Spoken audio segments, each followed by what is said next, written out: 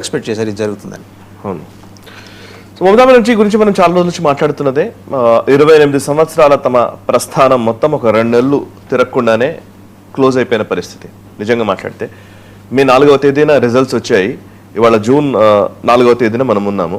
సరిగా చెప్పాలంటే మధ్యలో ఒక నెల 2 నెలలు కరెక్ట్గా చెప్పాలంటే 2 months లోపల 28 సంవత్సరాల సామ్రాజ్యాన్ని మమతా బెనర్జీ కోల్పోతున్నటువంటి పరిస్థితి. సో మమతా బెనర్జీ కోటకు బీటలు కాదు, కోటను పూర్తిగా ధ్వంసం చేస్తున్నారు. లేదంటే కోటలోకి కోటను కబ్జా చేశారు. ఈమె బయటకు నెట్టేస్తున్నారు బేసికల్లీ. నిజంగా మాట్లాడితే ఆ కోట నుంచి బహిష్కరిస్తున్నారు ఈమెని. సో ప్రస్తుతం ఏం జరిగిందో చెప్తాను. చాలా రోజుల నుంచి మనం డిస్కస్ చేస్తున్నదే, అనేక అప్డేట్స్ వస్తూనే ఉన్నాయి. బట్ టీఎంసీకి సంబంధించి తృణమూల్ కాంగ్రెస్ హక్కుదారులు ఎవరు, తృణమూల్ కాంగ్రెస్ ఎవరికి చెందుతుంది, ఎవరు ఆ పార్టీ ఎన్నికల గుర్తు కావచ్చు, ఆ పార్టీకి సంబంధించిన అసెట్స్ కావచ్చు, నగదు కావచ్చు, బ్యాంక్ అకౌంట్స్ కావచ్చు, ఇవన్నిటి మీద అధికారం ఎవరిది అనే చర్చ ఇప్పుడు ఎలక్షన్ కమిషన్ దగ్గరికి చేరింది. ఎలక్షన్ కమిషన్ దగ్గరికి మొన్న టీఎంసీ రెబల్ ఎమ్మెల్యేలు ఎవరైతే రితబ్రత బెనర్జీ నేతృత్వంలోని ఎమ్మెల్యేలు అందరూ కూడా మొన్న ఢిల్లీలో ఎలక్షన్ కమిషన్ ని కలిశారు. సో వాళ్ళ వాదనను వినిపించారు. ఆయన నెక్స్ట్ డేకి వచ్చేసరికి కళ్యాణ్ బెనర్జీ, మమతా బెనర్జీ అనుచరుడు కళ్యాణ్ బెనర్జీ ఒక స్టేట్మెంట్ ఇచ్చాడు. ఏమని అంటే, ఇప్పటిదాకా వాళ్ళందరూ కూడా రెబల్ ఎమ్మెల్యేలు, వాళ్ళని ఆల్రెడీ మేము బహిష్కరించాము, మేము పార్టీ నుంచి ఎక్స్పెల్ చేసాం. వాళ్ళని ఎక్స్పెల్ చేసిన వాళ్ళకి పార్టీ మీద ఏం హక్కు ఉంటుంది, వాళ్ళు బయటకు వెళ్ళిపోయారు, అయినా వాళ్ళు వేరే ఆఫీస్ పెట్టుకొని పనిచేసుకుంటున్నారు, అసలు టీఎంసీతో ఏం సంబంధం అన్నాడు. అనగానే నిన్న అందరూ టీఎంసీకి సంబంధించిన ఈ రెబల్ ఎమ్మెల్యేలు రితబ్రత బెనర్జీ దగ్గర నుంచి ఆ పార్టీకి సంబంధించిన ఫిర్హాద్ హకీం కావచ్చు, ఈ నాయకులందరూ టీఎంసీ హెడ్ క్వార్టర్స్కి వచ్చారు. హెడ్ క్వార్టర్స్కి వచ్చి అక్కడే సమావేశం నిర్వహించుకున్నారు. వెళ్ళేటప్పుడు అక్కడే టీఎంసీ బ్యానర్, పెద్ద బ్యానర్స్ ఉంటాయి కదా, ఆ బ్యానర్ తొలగించేసి, మమతా బెనర్జీ ఉన్నటువంటి బ్యానర్ తొలగించేసేసి అక్కడ ఈ పర్టికులర్ ఇప్పుడు అరూప్ రాయ్ వీళ్ళ పార్టీ చైర్పర్సన్ గా ఎన్నుకున్నారు కాబట్టి అరూప్ రాయ్ నే పార్టీ అధినేతగా డిక్లేర్ చేస్తూ పోస్టర్లు అంటించారు. ట్రెజరర్ ఆఫ్ టీఎంసీ కదండి అరూప్ రాయ్, ఫార్మర్ టీఎంసీ కాదు, ఆయన Arup Biswas treasurer. Okay, so Arup Roy ఇప్పుడు చైర్మన్ చేసుకున్నారు, మమతా బెనర్జీ ప్లేస్ లో ఆయన ఎన్నుకున్నారు.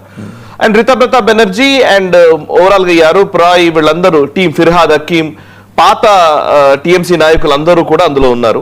వాళ్ళ నాయకులు వచ్చారు. ఫార్మర్ మేయర్ కలకత్తా మేయర్ గా పనిచేసినటువంటి వ్యక్తి. సో వీళ్ళందరూ వచ్చి లాస్ట్ కి ఏం చేశారంటే, ఆ పార్టీ గేట్ కి తాళం వేసి వెళ్ళిపోయారు.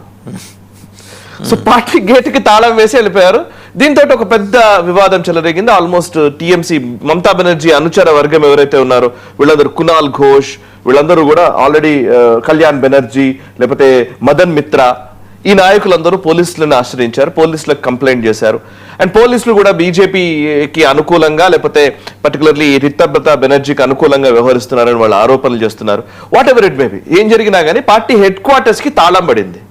ఆ తాళం చెవి ఎవరి దగ్గర ఉంది అని అంటే రితబ్రత బెనర్జీ దగ్గర ఉంది. సరే, ఆ తాళాన్ని మేము పగలగొట్టలేదు, మేము ప్రజాస్వామ్యయుతంగా మేము పోరాడాలనుకుంటున్నాము, మేము ఆ పగలగొట్టకుండా మేము చట్టాన్ని చేతుల్లోకి తీసుకోదలుచుకోలేదు.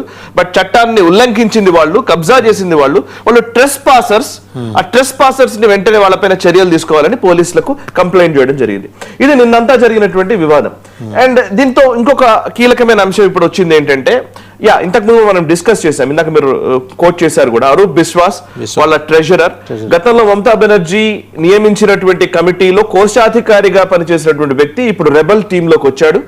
రావడమే కాదు, మమతా బెనర్జీ లేదా ఈ టీఎంసీకి సంబంధించినటువంటి బ్యాంక్ అకౌంట్స్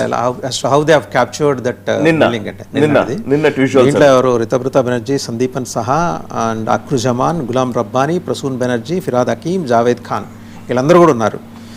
ఇంకా ఇంట్రెస్టింగ్ ఏంటంటే, ఈ బిల్డింగ్ ఓనర్ వచ్చి మోంటూ సాహా, ఈయన ఇంతకు ముందే టీఎంసీ మమతా బెనర్జీ వర్గాన్ని భవనాన్ని ఖాళీ చేయమని కోరారట. చాలా లీగల్ ప్రొసీడ్యూర్ ప్రకారమే ఇదంతా జరుగుతోంది. ఫర్ ఎగ్జాంపుల్ మీరు చూస్తే ఫస్ట్ నోటీసులు ఇచ్చారు. ఫిరాద్ హకీం మేయర్ గా ఉన్నప్పుడు ఆయన అభిషేక్ బెనర్జీకి నోటీసులు ఇచ్చి ఆయన బయటకు వచ్చాడు. నోటీసులు ఎక్కడెక్కడ ఏ ఆస్తులు ఉన్నాయో ఆయనకు సంబంధించినటువంటి 18 బిల్డింగ్స్ ఉన్నాయో అవన్నిటికి సంబంధించి నోటీసులు ఇచ్చి ఇవన్నీ అక్రమంగా నిర్మించబడ్డవి అని చెప్పి ఆయన బయటకు వచ్చాడు. ఇప్పుడు రితబ్రత బెనర్జీ క్లెయిమ్ చేసుకున్నాడు. క్లెయిమ్ చేసుకోవడం మాత్రమే ఎలక్షన్ కమిషన్ ఆయన్ని అప్రోచ్ అయ్యాడు. ఫస్ట్ దీనికి మీద హక్కులు మావే అని చెప్పేసి వీళ్ళే అప్రోచ్ అయ్యారు. అండ్ రితబ్రత బెనర్జీ గొడవ ఏంటంటే, రితబ్రత బెనర్జీ కమ్యూనిస్ట్ పార్టీ నుంచి వచ్చినవాడు, ఆయన చైర్పర్సన్ కాలే, ఆ పార్టీలో కీలకంగా చాలా సంవత్సరాలుగా ఉన్నటువంటి సీనియర్ నాయకుడిని పార్టీ ప్రెసిడెంట్ చేశారు, అరూప్ రాయ్ని చైర్పర్సన్ చేశారు. అండ్ ఫిరాద్ హకీం చాలా కీలకమైన రోల్ ఆయనకి ఇచ్చారు. అండ్ అంతేకాదు ఇప్పుడు మీరు ఇందాక చెప్తున్నట్టుగా ఆ పార్టీ ఎవరైతే కార్యాలయానికి సంబంధించినటువంటి అసలు ఓనర్ ఉన్నాడో అతను ఆల్రెడీ నోటీసులు ఇప్పించడం మమతా బెనర్జీని ఖాళీ చేయమని.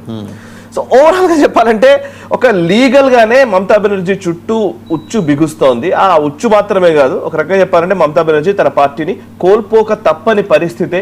ఇంకోటి సార్, అంటే మనం లాస్ట్ 15 daysలో వీ హ్యావ్ డిస్కస్డ్ 2,000 కోట్ల రూపాయల ఇవన్నీ ఆస్తులు ఉన్నాయి వాళ్ళకి.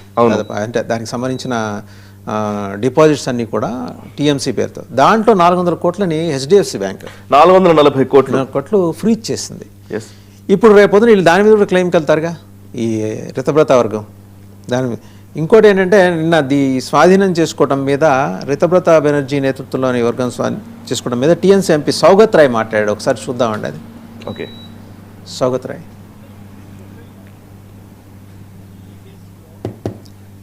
వాయిస్ ఆడియో ఉన్నట్లేదు. సో మొత్తానికి ఏంటంటే లీగల్గానే పోదామని మమతా బెనర్జీ కూడా ఆలోచన చేస్తుంది. బట్ ఆవిడ స్టేక్ ఎంతవరకు నిలుస్తుంది ఏంటి అనేది అర్థం కాదు. సో ఒక్క విషయం ఇక్కడ ఉంది. ఇప్పుడు మీరు ఇందాక చెప్పింది అదే, హెచ్డిఎఫ్సి బ్యాంక్ కోల్కతాకు సంబంధించినటువంటి బ్యాంకులోనే తృణమూల్ కాంగ్రెస్ సంబంధించిన అఫీషియల్ అకౌంట్స్ అన్ని అక్కడే ఉన్నాయి. 3 అకౌంట్స్ ని ఫ్రీజ్ చేశారు. సుమారు 440 కోట్ల రూపాయలు బ్యాంక్ బ్యాలెన్స్ ఉంది. 440 కోట్ల రూపాయల బ్యాంక్ బ్యాలెన్స్ అది. అవి కాక అసెట్స్ వేరే. అసెట్స్ బిల్డింగ్స్ మాత్రమే కాదు. ఇప్పుడు మీరు చూస్తే బెంగాల్ వ్యాప్తంగా జిల్లా కార్యాలయాలు ఉంటాయి. జిల్లా కార్యాలయాలు ఒకవైపు, అండ్ చిన్న చిన్న పార్టీ ఆఫీసులు, మండల ఆఫీసుల దగ్గర నుంచి పై స్థాయి వరకు మొత్తం ఆల్మోస్ట్ అసెట్స్ వాల్యూయే కొన్ని వేల కోట్ల రూపాయలు ఉంటుందని ఒక అంచనా. దీని మీదనే నేను ఇంట్రెస్టింగ్ అనాలిసిస్ విన్నాను.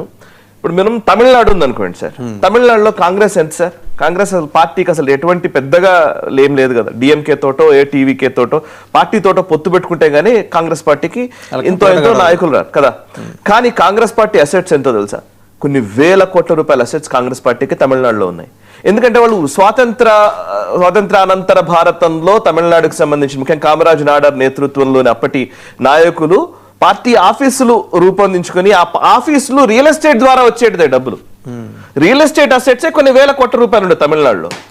అంటే మీరు లెక్కేసుకోండి, ఇప్పుడు మనం మాట్లాడుతున్నది ఓన్లీ నగదు ఎలక్టరల్ బాండ్స్ ద్వారా వచ్చిన డబ్బులు మాత్రమే కాదు. So thousands of crores assets రూపంలో అన్ని జిల్లాల్లో ఉంటాయి. 28 సంవత్సరాల్లో రియల్ ఎస్టేట్ అసెట్స్ పెరుగుతాయి కదా, న్యాచురల్ గానే పెరుగుతాయి. సో ఇప్పుడు మమతా బెనర్జీకి సంబంధించినటువంటి రెబల్ వర్గము వాళ్ళకెవరు ఇప్పుడు వీళ్ళ ఆరోపణలు ఏంటి? పార్టీ మారిన నాయకులందరికీ, ఈ రెబల్ వర్గానికి అందరికీ బీజేపీ ఫండ్స్ ఇస్తోంది అనేది ఒక ఆరోపణ టీఎంసీ చేస్తోంది. ఎవరో ఫండ్స్ ఇవ్వాల్సిన అవసరం కూడా లేదు. ఇది నిజంగా వాళ్ళు క్లెయిమ్ చేసుకుంటే ఆ ఉన్న నాయకులు పంచుకున్న రెండు టర్మ్స్ అయితే ఎలక్షన్స్ గెలవగలరు. తాళం ఎలా వేశారు చూడండి, తాళం వేసేసారు. అంటే ఒక పార్టీ ఆఫీస్ కి తాళం వేయడం అనేది ఇప్పుడు మనం చూస్తున్నాం. మమతా బెనర్జీ 28 సంవత్సరాలు శ్రమతో ఒక కష్టపడి ఆమె ఏదో పార్టీని బిల్డ్ చేశారు.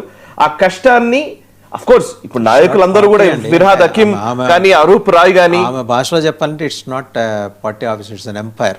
It's an empire. అండ్ ఇంకోటి ఆమె రైజ్ లో వీళ్ళందరి పాత్ర కూడా ఉంది. It is not just Mamata Banerjee. కాకపోతే Mamata Banerjee as a lead ఆమె పోషించారు కాబట్టి, లీడర్ గా ఉన్నారు కాబట్టి నడుస్తుంది. కానీ అంటే ఇదంతా ఏంటి? మమతా బెనర్జీ ఆ ఆస్తిని తన ప్రైవేటు ఆస్తిగా తాను భావించి దాన్ని అభిషేక్ బెనర్జీకి కట్టబెడదాం అనుకుంది. తన వారసుడిగా అభిషేక్ బెనర్జీని ముందుకు తీసుకొద్దాం అనుకుంది. కానీ వారసుడికి ఇప్పుడు నూకలు చెల్లాయి, ఆయనకి ఏం కుదరదు. మేము అసలు వారసులం, మేము టీఎంసీ వారసులం, మేము మమతా వారసుడు అభిషేక్ బెనర్జీ కావచ్చు, బట్ టీఎంసీ వారసులం మేము అనేది ఇప్పుడు వీళ్ళ క్లెయిమ్. చూద్దాం ఎలక్షన్ కమిషన్ ఎట్లా రెస్పాండ్ అవుతుంది. ఇది సుప్రీంకోర్టు కూడా వెళ్తారు. సుప్రీంకోర్టు ఏం తీర్పునిస్తుందో తెలియదు. బికాస్ శివసేన విషయంలో అయితే సుప్రీంకోర్టు డైరెక్ట్ గా పూర్తిగా ఏకనాథ్ షిండే పక్షాన్ని తీసుకుంది కదా. సో ఉద్ధవ్ ఠాకరే తన గుర్తును కోల్పోయారు, శివసేనకు సంబంధించినటువంటి పార్టీ పేరును కోల్పోయారు, అంతా కోల్పోయారు. బట్ ఇక్కడ ఏం జరుగుతుందో చూద్దాం. మమతా బెనర్జీ ఫైట్ ఏ విధంగా ఉంటది, ఆమె బైలాస్ లో ఏముంది, ఇంకా టెక్నికాలిటీస్ లోకి వెళ్తే గానీ మనకు తెలియదు. రైట్. ఇక నెక్స్ట్ టాపిక్లోకి వెళ్తే కనుక పాకిస్తాన్తో కలిసి ట్రంప్ చేసిన తెర వెనుక వ్యాపారం విలువ అక్షరాల 1.4